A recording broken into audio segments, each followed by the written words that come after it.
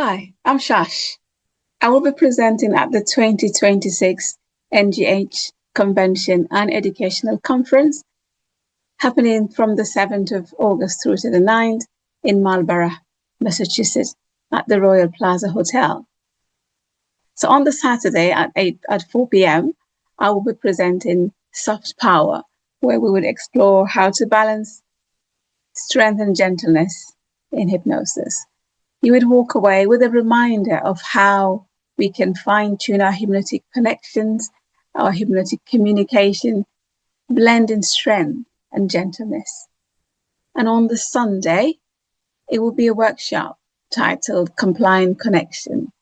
We would explore one way of communicating with clients that are particularly analytical, those clients that kind of relish precision and reasoning in induction. So after that session, I can guarantee you would walk away with a good reminder, if not a tip, on how best to harness your hypnotic strength in a way that validates the analytical mind's quest for structure. So I look forward to seeing you there. Thank you.